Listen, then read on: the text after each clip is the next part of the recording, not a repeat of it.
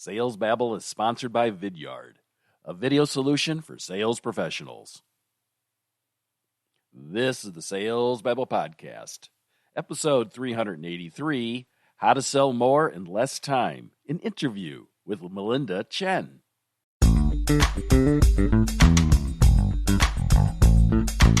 Welcome to Sales Babble, the podcast that shares selling secrets for non-sellers. And now your host, Pat Helmers. Hello, Sales Babblers. This is Pat Helmers. How can sellers stay motivated? How can you sell more in less time? And how can you get the attention of decision makers? These are the challenges Melinda Chen hears daily in her Women Making Big Sales group. Melinda is an account manager in the sports industry, as well as she runs her networking group. And in this episode, Melinda gives advice on time management, how to create a hook that grabs the interest of decision makers, how to stay motivated when a deal stalls, and how to sell more in less time. It's been a long time since Melinda's been on the podcast, and so, with no further ado, let's get to it.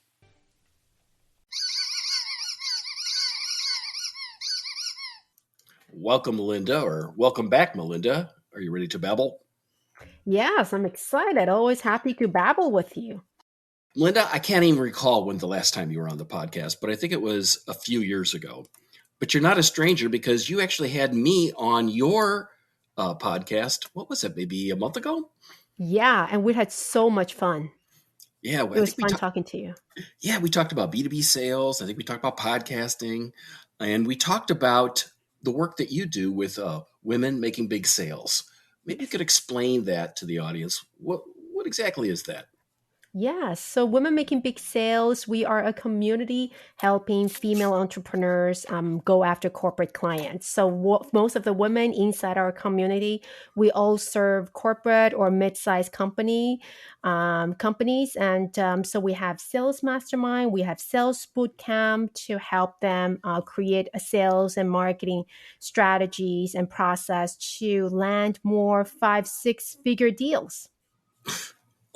Everybody on there is in sales. Everybody does big sales. This is mostly B2B sales, right? Yes, but what makes this a bit different is that we serve female entrepreneurs. So most of them, they are business owners, but they do serve corporate clients, yes. So is women selling in the marketplace much different than men selling in the marketplace? I think slightly different. Definitely women, we look for more, a lot of women are looking for a community that is designed specifically for women. So having a community that is specifically for women, I think it's a great safe place to share ideas. And we also, women, sometimes we want to sell feeling more comfortable. We want to really feel authentic and feel real when we sell. So sometimes there's a slightly different approach, the way we approach sales versus the way men approach sales. It's not always the same. I think we're all unique in different sense, in our own, we all have our unique journey. But I do think that women, we do like to approach sales a little bit differently compared to male. Yeah, that's what I've found too. But at the same time, I know men who approach sales the way women do and women who've approached sales the way men do. So yes, definitely. I think I definitely agree with that. I think in the end, we all see sales differently. We are all unique in our own sense, but I think because I've been in B2B sales for 20 years, and because going after corporate sales, I'm often surrounded by men. Well, it's fine. Men, women, I believe we're all the same. At the same time, I crave for that sisterhood. I just crave for that kind of, best friends that I can share my wins and challenges in a very safe space. And I think that that is what a lot of women crave. Is while we believe that sales is the same, it doesn't really matter the gender, but we sometimes still have our best friends that we talk about, or boyfriends, or about family and friends. But we're looking for that sisterhood, that safe community where we're surrounded by other women, so we feel connected, and then we can kind of share best practices with each other. It's worth noting, and you said this, but I really want to underline it, is that you're a workaholic in that not only are you doing this work with these women, you got like a full-time job. You're a real sales guy, gal. Yeah, I am a real sales guy. I have been selling to corporate for 20 years and I still do now. So, yeah, sometimes it gets a bit hectic. So, I still focus on my corporate sales job. I sell mostly in sporting goods industry and also supporting women. But in the end, I love it. I love having this community. So even though I started Women Making Big Sales for all the women, I feel like I've created community for myself as well to learn from other amazing women. And really the most important thing is I also get to see behind the scenes of how other people sell. So that also helped myself in terms of my own sales job. So it's been a win-win situation for me. So what's a recurring desire or maybe challenge that you've bumped into to follow up on what you just said? What's a recurring challenge or desire that you see these women have that the audience could relate to?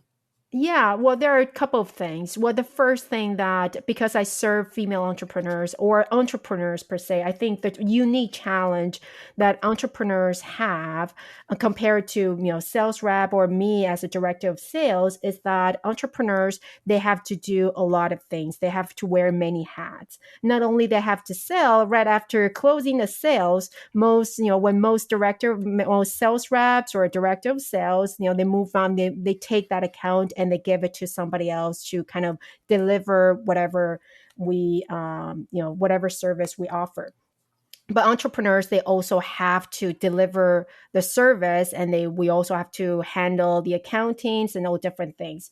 So how to manage your sales activities with everything else you have, maybe sometimes marketing, you have to worry about marketing, you have to worry about your current clients and also the team you have. I think that is a common challenge that a lot of women have is how do you use your time most effectively. But it's also another question that a lot of people have is how do you sell more effective, right? How do you sell more in less time?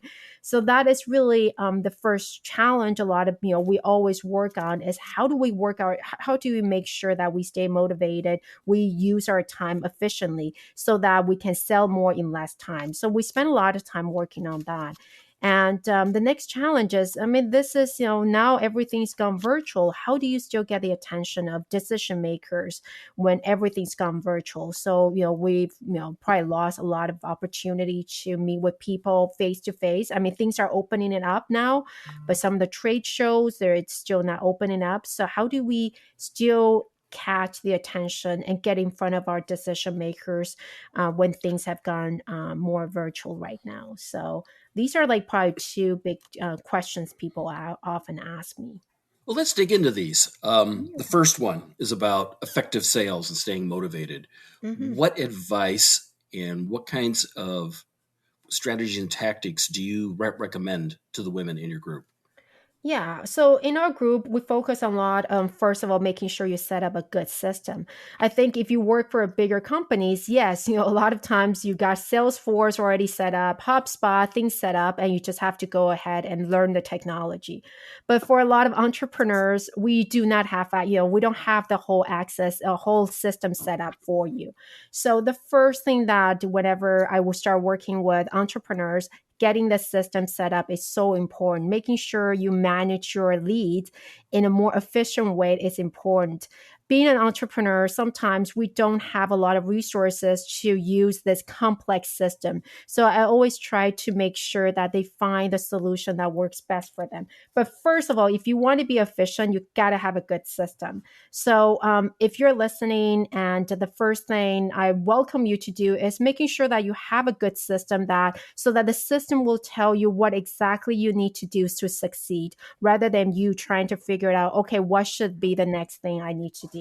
So have a good system set up so that, hey, you stay, you don't have to worry, waste time trying to find the information you need. And the second thing is that you have to be very, very disciplined in terms of using your time. So we do right at the beginning in terms of foundation to getting you set up. I also talk about having very disciplined time management system. So a lot of things, well, first thing is to make sure that you batch your activities. So whenever we have activities to do, I teach them different ways to really batch your sales activities so that you've got that sales power hour, stay focused. For example, LinkedIn is important. We know we got to engage with our prospects on LinkedIn, but wasting your time just looking and browsing other people's posts sometimes is not the most effective way to use your time. So to really making sure that they have a very good time management system is really important. And the third thing I really focus on is having a strong mindset. When I look at myself, a lot of times I know exactly what I need to do. I've got a system in place. I know how to stay focused, but my mindset is blocking me from being motivated, from taking action. So you got to have that big mindset so that you're ready to constantly be 100% top performance. So making sure that you start to train your mindset, not be bogged down by the temporary challenges you may face. If the person does not reply, if you reach out to somebody and you don't get replies right away, you're not going to spend the next 2 days worrying about that single message you send out. So I think system, time management, and mindset, these are three foundations to making sure that you stay effective and efficient.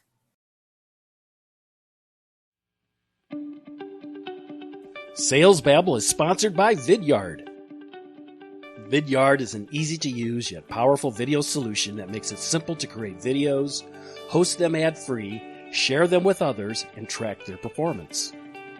Whether you're recording a video for one person or sharing it with the world on your website, it's easy to manage your video content.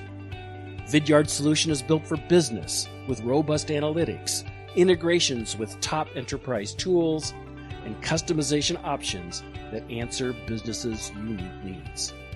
But you may be asking yourself, what's this got to do with sales? Well, with Vidyard, you can differentiate your emails by putting a face to a name when prospecting, following up, and demos. You can use the same CRM and outreach tools that you use every day to build content the entire sales team can leverage and track analytics to know which videos convert best. Sign up for a free Vidyard account today by going to vidyard.com/babble, and as a bonus, get their high conversion virtual sales playbook.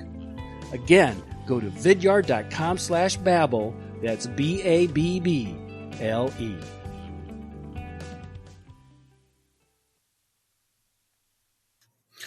What's some examples of batching? You brought that up. Like what kind of chunks of batches would you recommend? Yes. So usually I would encourage entrepreneurs or any salesperson that when you at the beginning of every week, you look at your sales activities. I think sales activities can be broken down to based on your sales process, broken down to different chunks, right? Prospecting, finding the leads, that could be one part, part of your sales process. Doing the research of companies and your decision makers could be part of the process. And sending out those messages, crafting and sending out those messages could be another sales activities. But these three things, for example, looking for leads, doing the research, and then drafting messages or creating messages to send out, they require very different kinds of brain skills or your mental skills. And for example, when you're doing the research, you're searching for opportunities, you're searching for win-win situations where you might be, or reasons to connect with your decision makers. It's a completely different kinds of mental activity versus writing a message. When you're writing sales message to somebody, you want to be optimistic, you want to sound very service focused, and you want to create a message that is personal, maybe funny and casual, but at the same time effective. So what I always recommend people is that batch these. Don't do this, don't do this at the same time. Maybe spend your power hour. I call it sales power hour, an hour to just focus on one thing, focus on doing the research of different prospective clients. And especially when you're doing research, if you focus on one specific industry, when you do research of one company, most likely the research you've done for one company could relate to a different company within the same industry. So do that together so that you can really use that creative juice to find opportunities to catch the attention of your prospective clients.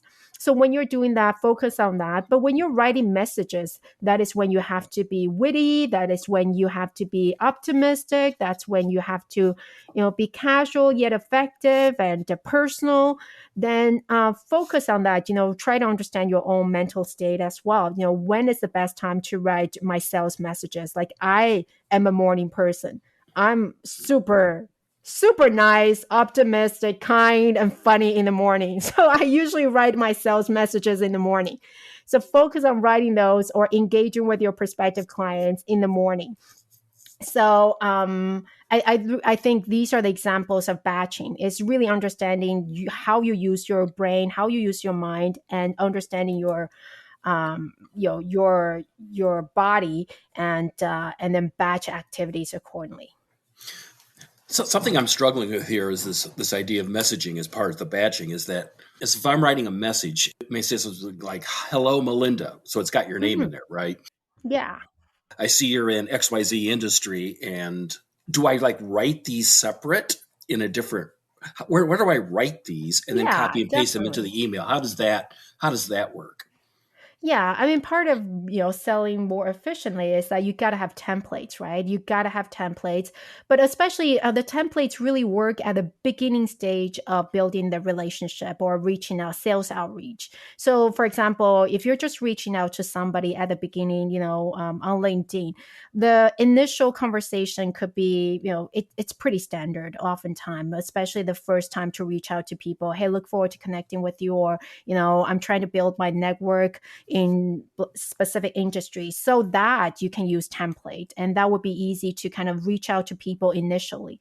And then afterwards, yes, what I usually do is that I would be writing different messages. If I need to customize them, then I would be writing these messages within an hour. So yes, if once you get to latter part of your sales process, when you're really trying to engage with your prospective clients in a more customized ways, then I would write out those messages with their name, their name, and then things that you kind of notice in common. But you start getting to a pattern, especially the most important thing when we're writing sales messages, the most important parts are always the customized sections. Like, I notice your company. So it's that company, the research you do, that is the most important thing. The things you're going to talk about. So the structure of the message kind of stays the same, but the most important things are the hooks. Why are you reaching out? The context of you reaching out. You're reaching out because I am reaching out because, and the reasons why you're reaching out is the most important thing. But the structure of templates, the structure of the message tend to be very similar. That's usually what I do, is that I would write out those messages together, and just maybe ideally I like to write about 10 messages at once, and then I will walk back, walk away, and when it's time to send out those messages, quickly glance through them and then send them out. So it could be, it takes about 5-10 minutes to send out all those messages. But that's how I am able to kind of get my stuff done as soon as possible. So this actually goes back to something you said earlier, because you were mentioning that how you write those, and that you have hooks in them somehow. Yes, that's also part of the challenge. You said that the women in your membership say that the concern is to get attention. Yes. How do we get attention in such a noisy world? Yes. And I am a big believer that your hooks is more important than your message. A lot of times you really think, okay, how do we say? Yeah. This might be a huge debate of what you think, but I believe that for me is the hook is what is the reasons you're reaching out to people, what's in it for your prospective clients, and that is more important. I mean, we can debate on this, and I love to have that conversation with you. That for me, that is more important than the messages itself, especially when we're reaching out to prospective to corporate clients, B2B clients.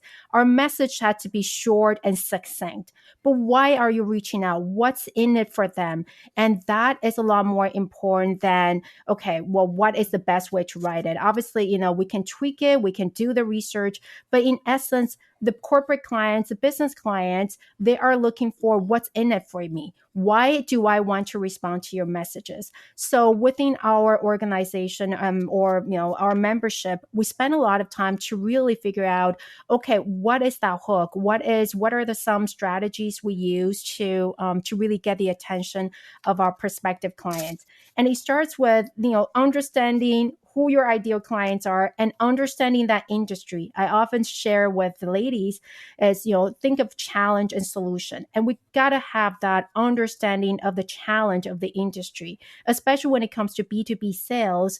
It's about being very strategic and understanding the big picture rather than the service you provide.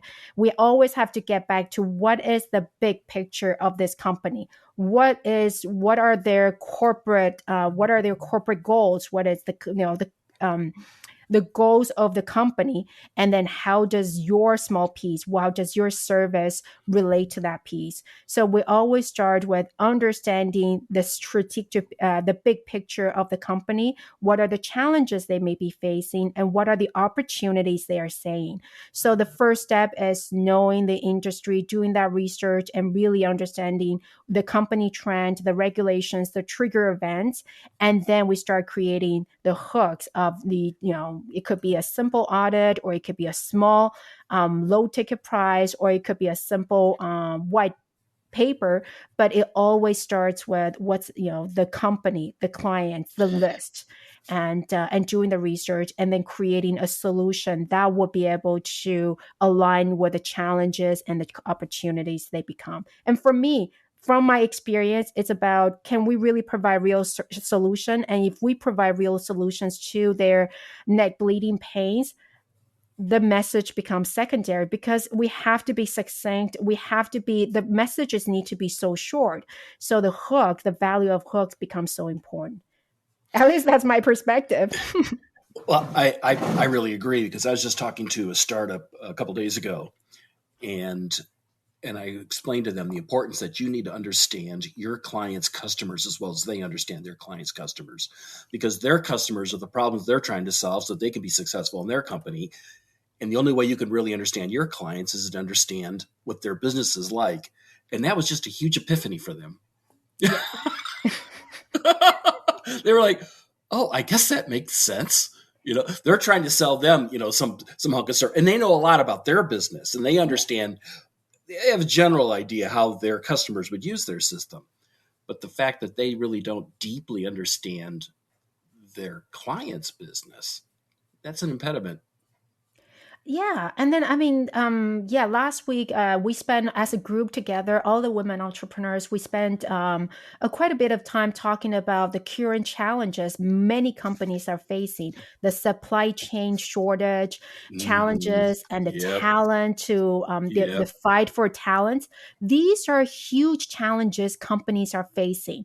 And we have to understand, okay, based on these challenges, how does my service help them overcome these challenges, and help them overcome these challenges? But you have to understand that bigger picture. And I think that is often the biggest difference when it comes to B2B versus B2C sales. B2B sales actually rely a lot on understanding the big picture. And like you said, I love what you just said, is you're not just thinking about your client, you're thinking about your client's clients. If you can help them get more clients, why wouldn't they want to work with you, right? So the whole thing becomes really simple. I love that. How to think about your clients' clients. That'd be a great title. Yeah, I think so. Yeah, it could be this podcast title. Yes. If people want to find you, Melinda, How would they do that? How would they reach out to you? Yes, you can find me my website, Women Making Big Sales, and if you type B2B Women Making Big Sales on LinkedIn or Facebook, you should be able to find our community. Womenmakingbig sales.com, that is my website, or simply search me on LinkedIn, Melinda Chen, Women Making Big Sales. You should be able to find me there as well. And it looks like you have a free download. I'm reading the email that you sent me here. Maybe you could explain that to the audience? Yes. Another challenge that many people often have is how do I follow up with prospective clients and getting replies? So I actually, this download, I'm sharing with you 5 super simple follow-up strategies that I personally have used and have gotten replies from prospective clients. And I've used many entrepreneurs have used these follow-up strategies and gotten great results and actually getting replies. You'd be surprised how easy they are, but check that out. And I hope this will be able to help you get some more replies in your next follow-up message. Awesome. Well, Melinda, thanks again for returning here to Sales Babble and babbling with us. I really appreciate it. Yeah, it was great talking to you. Always love talking to you and sharing some strategies with the community. To connect with Melinda and to get her super simple follow-up strategies and to maybe learn more about her Women Making Big Sales group, you can find links to her in the show notes at www.salesbabble.com, as well as our sponsor, Vidyard, video solutions for sales professionals. I've been using Vidyard, and I really, really love it. Great stuff. And in fact, if you're on the Sales Babble email list, you would have gotten one last week. Now, if you have any questions or comments about this episode or any other episode, don't hesitate to reach out by clicking the Babble Me button on the Sales Babble website. And if you found value in this podcast, please share it with your friends. Word of mouth is the best way to grow a podcast. That's all I've got for this week, folks. Until next week, take care and have a highly successful and a profitable selling day.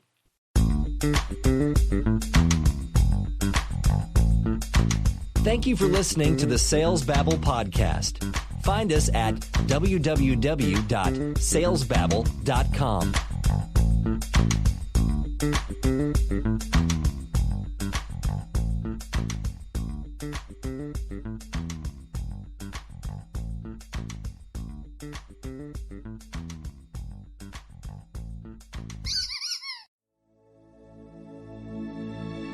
This is a production of Habanero Media.